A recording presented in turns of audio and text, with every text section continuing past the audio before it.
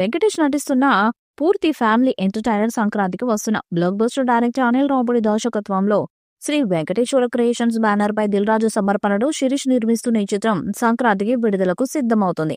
భీమ్స్ సిసిరోలు ఈ చిత్రానికి మ్యూజిక్ అందించారు. సినిమా విడుదలకు సమయం దగ్గర పడుతుండటంతో ప్రమోషన్స్ జోరుగా చేయాలని చూస్తున్నారు. ఇటీవల మొదటి పాటను విడుదల చేశారు. ఆ పాట సూపర్ హిట్ అయింది. ఇప్పుడు రెండవ పాటను కూడా విడుదల చేయడానికి సన్నాహాలు చేస్తున్నారు. వచ్చే వారం ఈ సినిమా నుండి రెండవ పాటను విడుదల చేస్తారని తెలుస్తుంది. వెంకటేష్, మీనాక్షి చౌదరి మీద తీసిన ఈ పాటని వచ్చే వారం రిలీజ్ చేయడానికి ప్లాన్ చేస్తున్నారు.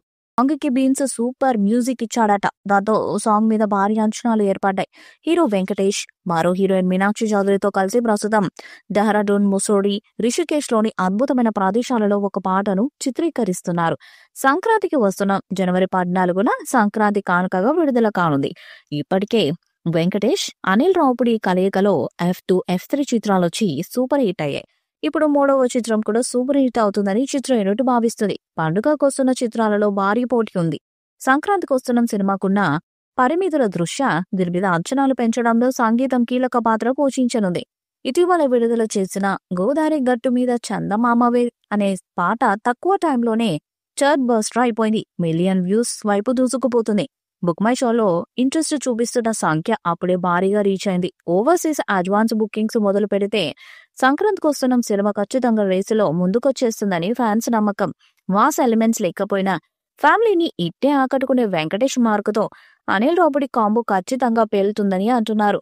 ఇక్కడ ప్రత్యేకంగా మెచ్చుకోవాల్సింది సంగీత దర్శకుడు భీమ్స్ సిసిరోలియోనే. రవితేజ ధమాకాకు బ్లాక్ బస్టర్ ఆల్బమ్ ఇచ్చాక మళ్ళీ అంతకు మించిన సినిమా వాడలేదు.